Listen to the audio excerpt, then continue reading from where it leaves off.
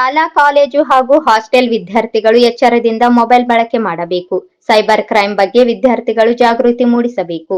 ಮುಂದಿನ ದಿನಗಳಲ್ಲಿ ಜಿಲ್ಲೆಯ ಎಲ್ಲಾ ಗ್ರಾಮ ಪಂಚಾಯತ್ ವ್ಯಾಪ್ತಿಯಲ್ಲಿ ಪಂಚಾಯತ್ ಅಭಿವೃದ್ಧಿ ಅಧಿಕಾರಿಗಳ ಮೂಲಕ ಸೈಬರ್ ಕ್ರೈಂ ಕುರಿತು ಜಾಗೃತಿ ಮೂಡಿಸಲು ಕ್ರಮ ವಹಿಸಲಾಗುವುದು ಎಂದು ಜಿಲ್ಲಾ ಪಂಚಾಯತ್ ಮುಖ್ಯ ಕಾರ್ಯನಿರ್ವಾಹಕ ಅಧಿಕಾರಿ ಈಶ್ವರ್ ಕುಮಾರ್ ಕಾಂದು ತಿಳಿಸಿದರು. ಶುಕ್ರವಾರದಂದು ನಗರದ ಕೃಷಿ ವಿಜ್ಞಾನಗಳ ವಿಶ್ವವಿದ್ಯಾಲಯದ ಜಗಜ್ಯೋತಿ ಬಸವೇಶ್ವರರ ಸಭಾಂಗಣದಲ್ಲಿ ಪೊಲೀಸ್ ಇಲಾಖೆಯಿಂದ ಸರ್ಕಾರಿ ಅನುದಾನಿತ ಮತ್ತು ಖಾಸಗಿ ಶಾಲಾ ಕಾಲೇಜುಗಳ ಪ್ರಾಂಶುಪಾಲರು ಮತ್ತು ಶಿಕ್ಷಕರಲ್ಲಿ ಸೈಬರ್ ಅಪರಾಧಗಳ ಬಗ್ಗೆ ಜಾಗೃತಿ ಕಾರ್ಯಾಗಾರದಲ್ಲಿ ಪಾಲ್ಗೊಂಡು ಮಾತನಾಡಿದರು. 21ನೇ ಶತಮಾನವು ಟೆಕ್ನಾಲಜಿಗೆ ಹೆಸರಾಗಿದೆ. ಇದರಿಂದಾಗಿ ವಿವಿಧ ಕ್ಷೇತ್ರಗಳಲ್ಲಿ ಪ್ರಗತಿ ಕಾಣುತ್ತಿದೆ. ಆದಾಗ್ಯೂ ಅಪರಾಧಗಳ ಸಂಖ್ಯೆಯೂ ಹೆಚ್ಚುತ್ತಿವೆ. ಹಿರಿಯ ನಾಗರಿಕರನ್ನು ಹೆಚ್ಚಾಗಿ ಗುರಿಯಾಗಿಸಿಕೊಂಡು ಸೈಬರ್ ಕ್ರೈಂ ಎಸಗಲಾಗುತ್ತಿದೆ ಎಂದು ಕಳವಳ ವ್ಯಕ್ತಪಡಿಸಿದರು. ಇದು ತುಂಬಾ ಒಂದು ಇಂಪಾರ್ಟೆಂಟ್ ವಿಷಯ ಬಗ್ಗೆ ಇವತ್ತು ಈ ಜಾಗೃತಿ ಕಾರ್ಯಕ್ರಮವನ್ನು ಮಾಡಿದ್ದಾರೆ. ಸೊ ಫ್ರಮ್ ಜಿಲ್ಲಾ ಪಂಚಾಯತ್ ಜಿಲ್ಲಾ ಆಡಳಿತ ಮುಖಾಂತರ ಮತ್ತೊಮ್ಮೆ ಸರಿ ಧನ್ಯವಾದ ಹೇಳ್ತೀವಿ. ಮಿತ್ರರೇ, ಈಗ ನಾವೆಲ್ಲರೂ 21ನೇ ಶತಮಾನದಲ್ಲಿ ಇದ್ದೀವಿ. ಈಗಾಗಲೇ ಒಂದು ಕಾಲ್ ಸಮಯಾವಧಿ ಪೂರ್ತಿ ಆಗಿದೆ.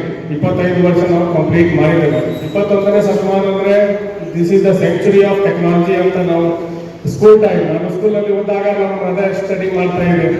ಇದು ಟೆಕ್ನಾಲಜಿದು ಶತಮಾನ ಇದೆ.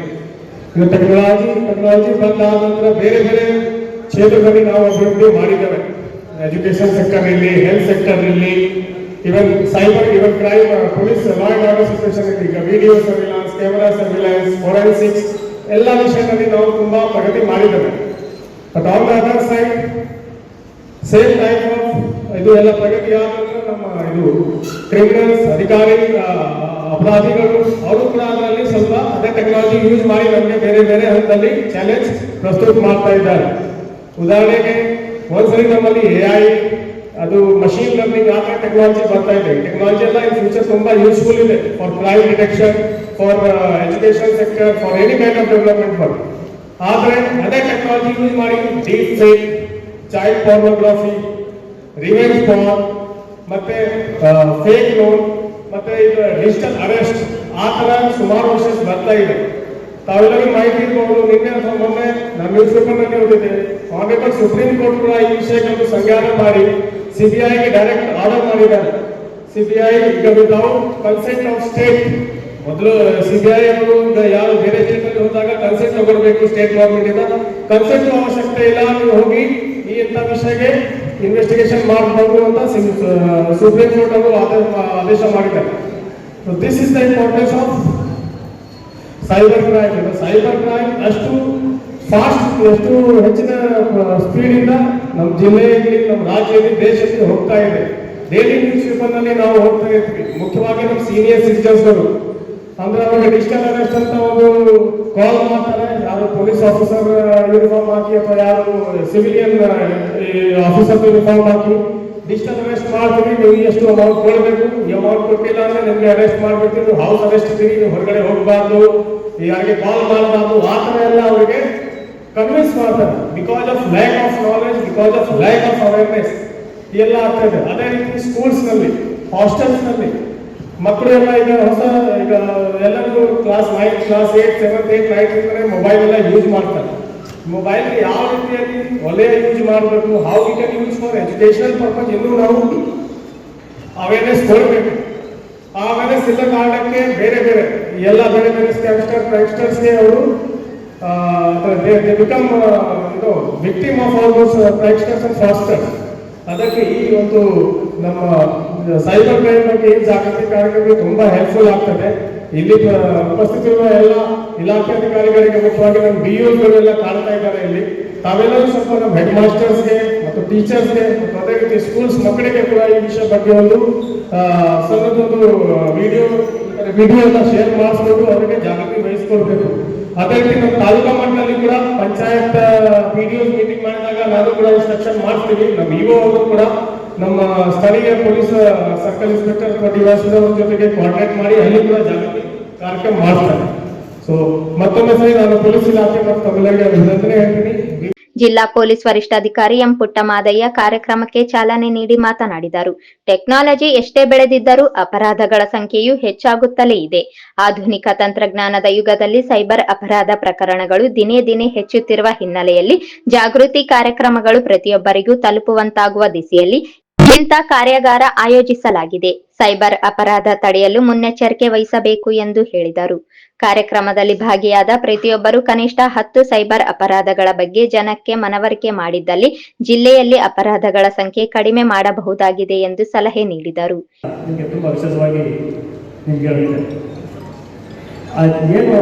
ನಮ್ಮ ಉದ್ದೇಶ ಅಂತಂದ್ರೆ ಇವತ್ತಿನ ಕಾಲಕ್ಕೆ ಈ ಟೆಕ್ನಾಲಜಿ ಹೇಗೆ ಅಭಿವೃದ್ಧಿ ಆಗಿದೆ, ಡೆವಲಪ್ಮೆಂಟ್ ಆಗಿದೆ, ಹಾಗೇನೆ ಅದು ಒಟ್ಟೊಟ್ಟಿಗೆ ಅಪರಾಧಕ್ಕೂ ಕೂಡ ಕೆಲವು ಸರಿ ನಮ್ಗೆ ಗೊತ್ತಿದ್ದು ನುಸುಳುತ್ತೆ. ಇನ್ನು ಕೆಲವು ಬಾರಿ ನಮ್ಮ ಕೇರ್ಲೆಸ್ನೆಸ್ ಕೂಡ ಅದು ಅಥವಾ ನಮ್ಮ ದುರಾಸೆಯನ್ನು ಕೂಡ ಅದು ನಮ್ಮನ್ನ ಇದು ಸಿಸ್ಟಮ್ ಉಂಟಾಗ್ತಾ ಇದೆ. ಅದರ ಸಂಬಂಧ ಈಗ ತಾವು ನೋಡ್ತೀರಿ. ಮತ್ತೆ ಇಲ್ಲಿ ಒಂದಷ್ಟು ಕೆಲವು ಜನ ಮಾತ್ರ ಇದ್ದೀವಿ. ಅಟ್ಲೀಸ್ಟ್ ನಾವು ಒಬ್ಬೊಬ್ಬರು 10-100 ಜನಕ್ಕೆ ಇದನ್ನ ಪಾಸ್ ಮಾಡಿ ಮನವರಿಕೆ ಮಾಡಿಕೊಟ್ರೆ ಇದರಿಂದ ಶ್ರಮ ಸಾರ್ಥಕ ಆಗುತ್ತೆ ಅಷ್ಟೇ. ಮತ್ತೆ ಎಲ್ಲರಿಗೂ ಕಚೇರಿ ಸಮಯ ಆಗಿದೆ. 13 ನಿಮಿಷ 14 ನಿಮಿಷ ಇರ್ಬೋದು. ಈ ಒಂದು ಇದನ್ನ ವೀಕ್ಷಣೆ ಮಾಡೋಣ. ಈ ವೇಳೆ ರಾಯಚೂರು ಕಂದಾಯ ವಿಭಾಗದ ಸಹಾಯಕ ಆಯುಕ್ತರಾದ ಗಜಾನನ ಬಾಲೆ ಮಾತನಾಡಿ, ಕೆಲ ವ್ಯಕ್ತಿಗಳು ಬೇರೊಬ್ಬರ ಅಸಹಾಯಕತೆಯನ್ನು ದುರ್ಬಳಕೆ ಮಾಡಿಕೊಂಡು ಸೈಬರ್ ಕ್ರೈಂಗೆ ಗುರಿಪಡಿಸುತ್ತಾರೆ. ಯಾರೇ ಆಗಲಿ ಆಸೆ ಆಕಾಂಕ್ಷೆಗಳಿಗೆ ಒಳಗಾಗಬಾರದು ಎಂದು ತಿಳಿಸಿದರು. ಸೈಬರ್ ಕ್ರೈಂಗೆ ನಿವೃತ್ತ ಹಂತದ ಅಧಿಕಾರಿಗಳು ಹಾಗೂ ನಿವೃತ್ತ ಹೊಂದಿದ ಅಧಿಕಾರಿಗಳು ಹೆಚ್ಚಾಗಿ ಬಲಿಯಾಗುತ್ತಾರೆ ಎಂಬ ಕಟು ವಾಸ್ತವವನ್ನು ಸಾರ್ವಜನಿಕರು ಅರಿಯಬೇಕು ಎಂದು ತಿಳಿಸಿದರು. ಟೆಲಿಫೋನ್ ಎಂದು ಪಾರ್ಸಲ್ ಕೊರಿಯರ್ ಹೆಸರಿನಲ್ಲಿ ಕರೆ ಮಾಡಿ ಕೆಲವರು ವಂಚನೆ ಮಾಡುತ್ತಿದ್ದು ಎಚ್ಚರದಿಂದಿರಬೇಕು. ಕಾನೂನು ಬಾಹಿರ ವಸ್ತುಗಳನ್ನು ಹೊರದೇಶಕ್ಕೆ ರವಾನೆ ಮಾಡಿದ್ದೀರಿ, ಅದಕ್ಕಾಗಿ ನಿಮಗೆ ವಿಡಿಯೋ ಕಾಲ್ ಮೂಲಕ ವಿಚಾರಣೆ ಮಾಡಿ ಡಿಜಿಟಲ್ ಅರೆಸ್ಟ್ ಮಾಡುವುದಾಗಿ ಹೆದರಿಸಿ ಹಣ ಪಡೆದುಕೊಂಡು ವಂಚನೆ ಮಾಡುವವರ ಬಗ್ಗೆ ಸಹ ಎಚ್ಚರವಾಗಿರಬೇಕು ಎಂದು ತಿಳಿಸಿದರು. ನಾನು ಕಾಲೇಜಲ್ಲಿ ಇದ್ದಾಗ ಅವಾಗ ಫೋನ್ಸ್ ಎಲ್ಲ ಬಂದಿದ್ದು. ಅವಾಗ ಯಾವ ತರ ಬಂದಿತ್ತು ಅಂದ್ರೆ ನಿಮಗೆ ಒಂದು 5 ಕೋಟಿ ರೂಪಾಯಿದು ಲಾಟ್ರಿ ಬಂದಿದೆ, ಅದನ್ನ ರಿಸೀವ್ ಮಾಡ್ಕೊಳ್ಳಿ. ಅದನ್ನ ರಿಸೀವ್ ಮಾಡ್ಕೊಳ್ಳೋಕ್ಕೆ ಡಾಲರ್ ಮೊತ್ತದಲ್ಲಿ ಇದೆ, ಡಾಲರ್ ಮೊತ್ತದಿಂದ ರುಪಿ ಕನ್ವರ್ಟ್ ಮಾಡೋಕ್ಕೆ ಒಂದು 50,000 ರೂಪಾಯಿ ನೀವು ಪೇ ಮಾಡಬೇಕು. ಈ ಥರ ಎಲ್ಲ ನಮಗೆ ಆಸೆಯನ್ನು ಇದು ಮಾಡ್ತಾರೆ. ಸೊ ಕಾಲೇಜ್ ವಿದ್ಯಾರ್ಥಿಗಳಲ್ಲಿ ಬಹಳಷ್ಟು ಜನ ಇದ್ದಾರೆ. ಸೊ ದಯವಿಟ್ಟು ಈ ಥರ ನಮ್ಮಲ್ಲಿ ದುರಾಸೆ ಅಥವಾ ಆಸೆ ಇರಬಾರ್ದು. ಈ ಥರ ಇತ್ತಂದರೆ ಅದನ್ನು ನಾವು ಏನಾದರೂ ಅದನ್ನ ಫಾರ್ವರ್ಡ್ ಮಾಡಿದ್ದೆ 50,000 ಕೊಡ್ತಿದ್ದೆ ಅಂದರೆ ಮತ್ತೆ ಅವರು ಇನ್ನೊಂದು 25,000 ಬೇಕು, ಇನ್ನೊಂದು 30,000 ಬೇಕು. ಈ ಥರ ನಮ್ಮ ಹತ್ರ ದುಡ್ಡೆಲ್ಲ ಖಾಲಿ ಆಗೋದನ್ನ ಅವರು ಕೇಳ್ತಿರ್ತಾರೆ. ಸೊ ನಮ್ಮಲ್ಲಿ ಆಸೆ ಇದೆ, ಯಾರಾದರೂ ಮೆಸೇಜ್ ಬಂತು ನಿಮಗೆ ಇಷ್ಟು ಕೋಟಿ ಲಾಟ್ರಿ ಹೊಡೆದಿದೆ, ನಿಮಗೆ ಕಾರ್ ಲಾಟ್ರಿ ಹೊಡೆದಿದೆ, ದಯವಿಟ್ಟು ಅದಕ್ಕೆ ಮರಣ ತಗೋಬೇಡಿ. ಇನ್ನೊಂದು ಎಕ್ಸ್ಪೀರಿಯನ್ಸ್ ನಾನು ಶೇರ್ ಮಾಡಕ್ಕೆ ಹೋಗ್ತೀನಿ. ಅದು ನನ್ನ ಜೊತೆನೇ ಆಗಿತ್ತು. ಜಸ್ಟ್ 2 years ಬ್ಯಾಕ್ ನನಗೆ ಒಂದು ಕಾಲ್ ಬಂತು. ನಾನು ಡೆಲ್ಲಿಯಲ್ಲಿ ಟ್ರೈನಿಂಗಲ್ಲಿದ್ದಾಗ ಕಾಲ್ ಬಂತು. ಸೊ ಕಾಲ್ ಮಾಡಿ ಏನಾಯಿತು, ನಿಮ್ಮ ಏರ್ಪೋರ್ಟಲ್ಲಿ ನಿಮ್ಮ ಹೆಸರಿಂದ ಡ್ರಗ್ಸ್ ಸಿಕ್ಕಿದೆ, ಬಂದು ವಿಚಾರಣೆಗೆ ಹಾಜರಾಗಿ ಅಂತ. ಸೊ ಅವರು ಏನು ನಮ್ಮಲ್ಲಿನ ಭಯವನ್ನು ಯೂಸ್ ಮಾಡಿಕೊಂಡು ಡಿಜಿಟಲ್ ಅರೆಸ್ಟ್ ಅಂತ CO ಸಾಹೇಬ್ ಹೇಳಿದರು, ಆ ಥರ ಇದು ಮಾಡ್ತಾರೆ. ಸೊ ನೀವೇನೂ ತಪ್ಪು ಮಾಡಿಲ್ಲ ಅಂದರೆ ಯಾವುದೇ ಹೆದರಿಕೆಗೆ ಒಳಗಾಗೋದು ಬೇಡ.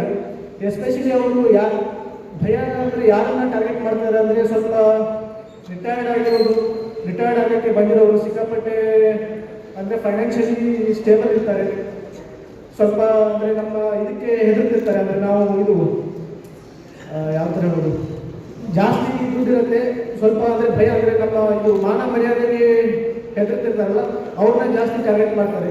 ಸೊ ನೀವು ಯಾವುದೇ ತಪ್ಪು ಮಾಡಿಲ್ಲ ಅಂದರೆ ಹೆದರಕ್ಕೆ ಹೋಗಬೇಡಿ.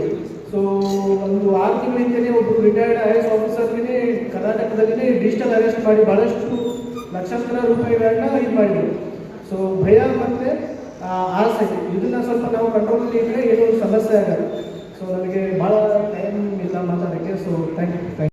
ವಾಟ್ಸ್ಆಪ್ ಮೂಲಕ ಬರುವ ಪಿಎಂ ಕಿಸಾನ್ ಮುದ್ರಾ ಯೋಜನೆ, ಬ್ಯಾಂಕ್ ಕೆವೈಸಿ ಅಪ್ಡೇಟ್ ಹಾಗೂ ವೆಡ್ಡಿಂಗ್ ಕಾರ್ಡ್ ಹೆಸರಿನಲ್ಲಿ ಬರುವ ಎಪಿಕೆ ಫೈಲ್ ಲಿಂಕ್ಗಳನ್ನು ಡೌನ್ಲೋಡ್ ಮಾಡಬಾರದು. ಅಲ್ಲದೆ ಕಡಿಮೆ ಅವಧಿಯಲ್ಲಿ ಟ್ರೇಡಿಂಗ್ ಮಾಡಿ ಹಣ ಡಬಲ್ ಮಾಡಿಕೊಡುವುದಾಗಿ ವಾಟ್ಸ್ಆಪ್ ಹಾಗೂ ಟೆಲಿಗ್ರಾಂ ಮೂಲಕ ಬರುವ ಜಾಹೀರಾತುಗಳನ್ನು ನಂಬಿ ಟ್ರೇಡಿಂಗ್ ಮಾಡಲು ಹಣ ಹೂಡಿಕೆ ಮಾಡಬಾರದು. ಅಪರಿಚಿತರೊಂದಿಗೆ ನಿಮ್ಮ ಬ್ಯಾಂಕಿಂಗ್ ಮಾಹಿತಿಗಳಾದ ಎಟಿಎಂ ಕಾರ್ಡ್ ನಂಬರ್, ಮುಕ್ತಾಯದ ಅವಧಿ, ಸಿವಿವಿ, ಒಟಿಪಿ, ಯುಪಿಐ ಪಿನ್ ಮತ್ತು ಎಂಪಿನ್ ಮಾಹಿತಿಗಳನ್ನು ಹಂಚಿಕೊಳ್ಳಬಾರದು. ಯಾವುದೇ ಬ್ಯಾಂಕಿನವರು ಒಟಿಪಿ ಕೇಳುವುದಿಲ್ಲ. ಅಪರಿಚಿತ ಮೂಲದ ಎಸ್ಎಂಎಸ್, ವಾಟ್ಸ್ಆಪ್ ಹಾಗೂ ಇತರೆ ಮೆಸೇಜ್ಗಳ ಮೂಲಕ ಸ್ವೀಕರಿಸುವ ಸಂದೇಶ, ಇಮೇಲ್ಗಳಲ್ಲಿ ಲಿಂಕ್ಗಳನ್ನು ಕ್ಲಿಕ್ ಮಾಡಬಾರದು. ಅಲ್ಲದೆ ಗೂಗಲ್ನಲ್ಲಿ ಕಂಡುಬರುವ ಕಸ್ಟಮರ್ ಕೇರ್ ಸಂಪರ್ಕ ಸಂಖ್ಯೆ, ಇಮೇಲ್ ವಿಳಾಸ ಇತ್ಯಾದಿಗಳನ್ನು ಬಳಸುವ ಮೊದಲು ನೈಜತೆ ಬಗ್ಗೆ ತಿಳಿದುಕೊಳ್ಳಬೇಕು. ಆನ್ಲೈನ್ ಮೂಲಕ ಕಡಿಮೆ ಬಡ್ಡಿ ದರದಲ್ಲಿ ಸಾಲ ನೀಡುವ ಅನಧಿಕೃತ ಅಪ್ಲಿಕೇಶನ್ಗಳನ್ನು ಬಳಸಬಾರದು. ಆನ್ಲೈನ್ ಮೂಲಕ ಕೆಲಸ ಕೊಡಿಸುವುದಾಗಿ ಹಣದ ಬೇಡಿಕೆ ಇಟ್ಟಲ್ಲಿ ಯಾವುದೇ ಕಾರಣಕ್ಕೂ ಹಣ ವರ್ಗಾಯಿಸಬಾರದು. ಮತ್ತು ನಿಮ್ಮ ಬ್ಯಾಂಕ್ ಖಾತೆ, ಸಾಮಾಜಿಕ ಜಾಲತಾಣದ ಖಾತೆಗಳಿಗೆ ಕಠಿಣ ಪಾಸ್ವರ್ಡ್ ಬಳಸಿ. ಅಂಚೆ ಮೂಲಕ ನಿಮ್ಮ ವಿಳಾಸಕ್ಕೆ ನೀವು ಕ್ಯಾಶ್ ಬಹುಮಾನ ಗೆದ್ದಿರುವಿರಿ ಅಂತ ಯಾವುದೇ ಪತ್ರ ಬಂದರೆ ಅದಕ್ಕೆ ಸ್ಪಂದನೆ ಮಾಡಬಾರದು ಎಂದು ಕಾರ್ಯಕ್ರಮದಲ್ಲಿ ಜಾಗೃತಿ ಮೂಡಿಸಲಾಯಿತು.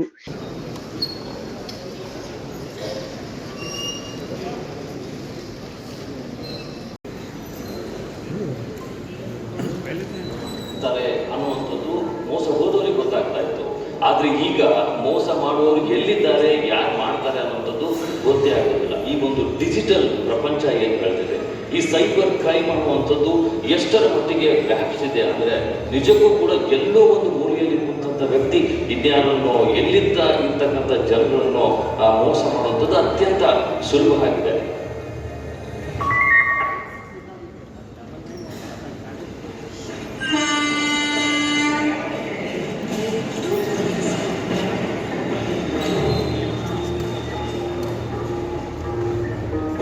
ಕಾಲ ಬದಲಾದಂತೆ ನಾಗರಿಕತೆ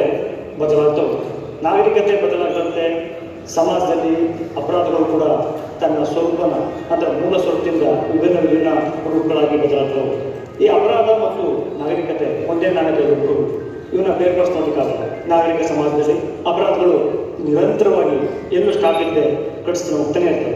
ಇಲ್ಲಿ ನಮ್ಮ ಉದ್ದೇಶ ಏನು ಅಂತಂದರೆ ನಾಗರಿಕರನ್ನ, ಜನರನ್ನ, ಸಾಮಾಜಿಕರನ್ನ ಸೈಬರ್ ಅಪರಾಧಗಳಿಂದ ರಕ್ಷಣೆ ಮಾಡ್ಕೊಳ್ಳೋದು ಹೇಗೆ ಅಂತ ತಿಳಿಯೋದು ಈ ಕಾರ್ಯಕ್ರಮದ ಮುಖ್ಯ ಉದ್ದೇಶ. ಇಲ್ಲಿ ಮನೆ ಕಳ್ತನ ಆಗಲ್ಲ, ಬದಲಿಗೆ ನಮ್ಮ ಮನಸ್ಸನ್ನ ನಮ್ಮದೇ ಮೊಬೈಲ್ಗಳ ಮುಖಾಂತರ ನಮ್ಮನ್ನು ನಂಬಿಸಿ ನಮ್ಮ ಅಕೌಂಟ್ಗಳಿರುವ ಡೆಪಾಸಿಟ್ ಅಥವಾ ಯಾವುದೇ ಹಣನ ದೋಚ್ತಾರೆ.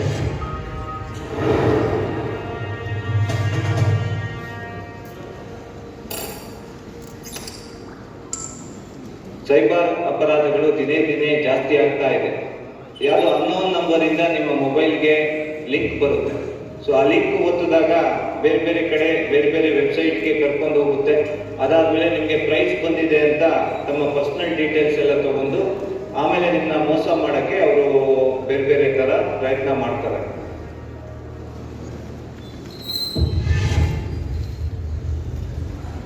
ನಾನು ವರ್ಕ್ ಮಾಡ್ತಿರೋದು ಟೀಚರ್ ಆಗಿ.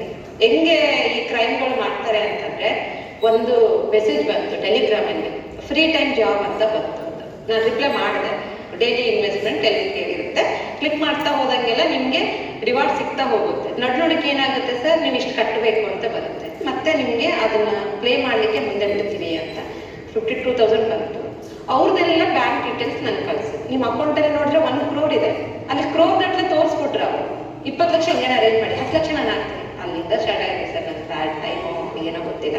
ಆ ಲೆಕ್ಕದಲ್ಲಿ ಅವರು ಫ್ರಾಡರ್ಸ್ ನನಗೆ ಅಂತಾನೆ ಬಂದಿಲ್ಲ, ಹೋಗ್ತಾನೆ ಇತ್ತು. ಹಿಂಗೇನೆ 20 ಲಕ್ಷ ಕಟ್ಟಿ, ನೆಕ್ಸ್ಟ್ 40 ಲಕ್ಷ ಕಟ್ಟಿ, ಬಟ್ ನಾನು ಕಟ್ಟೋದು ನನಗೆ ಅರಿವಿಲ್ಲ.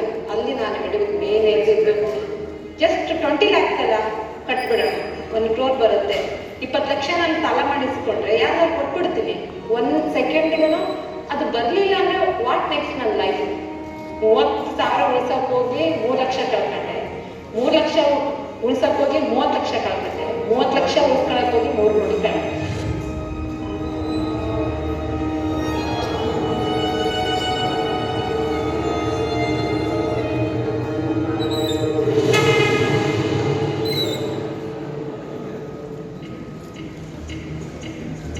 ನಿಮ್ಮ ವಿಳಾಸಕ್ಕೆ ಒಂದು ಪೋಸ್ಟ್ ಬರುತ್ತೆ. ಆ ಪೋಸ್ಟಲ್ಲಿ ಕೆಲವೊಂದು ಗಿಫ್ಟ್ ವಚನಗಳನ್ನು ಇಟ್ಟಿರ್ತಾರೆ. ಆ ಗಿಫ್ಟ್ ವಚನದಲ್ಲಿ ನೀವು ಇಷ್ಟು ಕೋಟಿ ಹಣವನ್ನ ಅಥವಾ ಇಷ್ಟು ಲಕ್ಷವನ್ನ ನೀವು ಗೆದ್ದಿದ್ದೀರಾ ಅಂತ ಹೇಳಿ ಒಂದು ಅಂಶನ ತೋರಿಸ್ತಾರೆ. ಮುಂದೆ ಅದು ಲಕ್ಷ ಮತ್ತು ಕೋಟಿಗಟ್ಟಲೆ ವಂಚನೆ ಆಗುವಂತಹ ಪ್ರಕರಣಗಳು ದಾಖಲಾಗ್ತದೆ.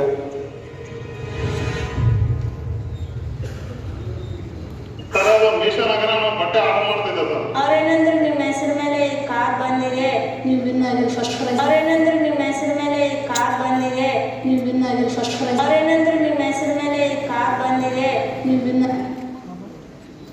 ನೀವು ಟ್ಯಾಕ್ಸ್ ಕಟ್ಟಬೇಕು, ಇಷ್ಟು ಕಟ್ಟಬೇಕು ಅಷ್ಟು ಕಟ್ಟಬೇಕಂದ್ರೆ ದಿನಾಲು ಇದು ಮಾಡ್ತಾರೆ ಸರ್. ಸರ್ ಟೋಟಲ್ ಒಂದು ಏನೇನೋ 20 ಅಕೌಂಟ್ ಇದು ಸರ್. 2 ಲಕ್ಷ 3 ಲಕ್ಷ ಆಮೇಲೆ 1 ಲಕ್ಷ ಆಮೇಲೆ 4 ಲಕ್ಷ ಆಮೇಲೆ 7 ಲಕ್ಷ ಒಂದೊಂದು ಬ್ಯಾಂಕ್ ಸರ್. ಆಯ್ತು, ಅಲ್ಲಿ ಬರ್ತದ ಕಾರ್, ಇಲ್ಲಿ ಬರ್ತದ ಅಂತ ನಮ್ಗೆ ಫೋನಲ್ಲೇ ಹೇಳ್ತಾರೆ. ಅದು ಇನ್ನ ಎಲ್ಲಿ ಅದ ಏನು 9 ಲಕ್ಷ ಸರ್ಟಿಫಿಕೇಟ್ ಅದನ್ನು ಹಾಕಿದ ಮೇಲೆ ದೊಡ್ಡ ಮೊತ್ತ ಸರ್. ಅವಾಗ ಕುಡಿ ಚೆಕ್ ಮಾಡ್ತಿದ್ದೀವಿ ಸರ್. ಟೋಟಲ್ 67,000. ಪ್ರಪಂಚದಾದ್ಯಂತ 2024ರಲ್ಲಿ ಈ ಒಂದು ಇದೇ ಸಂದರ್ಭದಲ್ಲಿ ರಿಮ್ಸ್ ನಿರ್ದೇಶಕರಾದ ಡಾಕ್ಟರ್ ರಮೇಶ್ ಬಿಕೆ, ಕೃಷಿ ವಿಶ್ವವಿದ್ಯಾಲಯದ ವಿಸ್ತರಣಾ ಅಧಿಕಾರಿ ಡಾಕ್ಟರ್ ಎಆರ್ ಕುರಬರ್, ನಿವೃತ್ತ ಅಧಿಕಾರಿಗಳಾದ ಪರಮವೀರ್, ಮಹದೇವಪ್ಪ ಹಾಗೂ ಪೊಲೀಸ್ ಇಲಾಖೆ, ಶಾಲಾ ಶಿಕ್ಷಣ ಇಲಾಖೆ, ಕಾಲೇಜು ಶಿಕ್ಷಣ ಇಲಾಖೆ ಅಧಿಕಾರಿಗಳು, ವಿದ್ಯಾರ್ಥಿಗಳು ಸೇರಿದಂತೆ ವಿವಿಧ ಇಲಾಖೆಯ ಅಧಿಕಾರಿಗಳು ಇದ್ದರು.